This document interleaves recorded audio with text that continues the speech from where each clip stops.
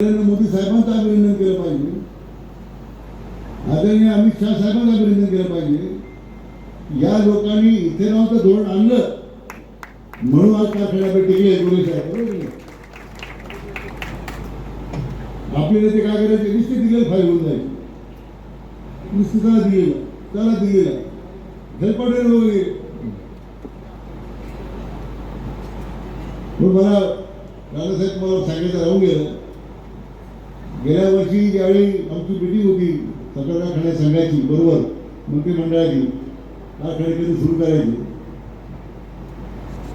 त्यावेळी संघाचं शिष्टमंडळ होतं। अजित पवार काय आपल्या मंत्रिमंडळात नव्हतं, तुमचा एकच प्रश्न विचार, आज कारखानदारी आपल्या राज्यातली इथूनच धोरणमोड टिकली की नाही? म्हणून टिकली।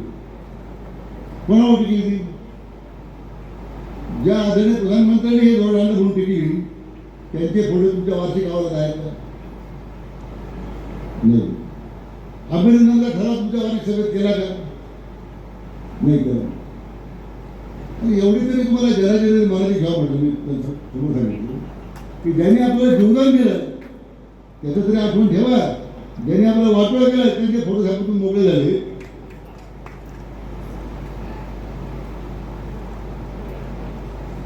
म्हणून मात्र आज महाराष्ट्र बदलतो। सत्तेत राहिलेल्या मंडळींनी त्याचा उल्लेख केला, आमच्या जाणत्या राजाने मात्र महाराष्ट्र उपशी ठेवला, फक्त एकामेकाची गिरवायची, घरं फोडायची। आता परवाची घटना होती ते म्हणले मला 2 लोक भेटले, तुमच्या 160 जागा निवडून देतो, बरोबर आहे? तर मला मग पत्रकारांनी तुळजापूरला विचारलं की असं म्हणतात त्याचे 2 लोक त्याला भेटले, मला 2 लोक भेटले। 91 सांगितलं की त्यांच्या माध्यमातून मताची हेराफेरी कशी करावी हे त्यांच्याकडून शिकलं पाहिजे, असं मला काही लोक सांगतात। मी एक उदाहरण दिलं, आमच्या लोकसभेची निवडणूक आमच्या वार्डात झाली तर मतपेट्या होत्या, मतपत्रिका होत्या,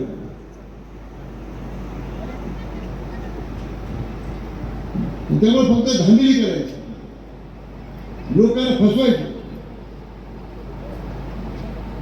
येणाऱ्या पिढीला भविष्य काय? भारत अरविंदराव गोरे साहेबांनी खरं वाईट वाटेल आपल्या भाषणात, पण त्याचे ते नेते राहिले काही वर्ष मला। आज राज्यातली सगळ्या कारखान्याची स्थिती काय? एबीपी माझा, उघडा डोळे बघा नीट।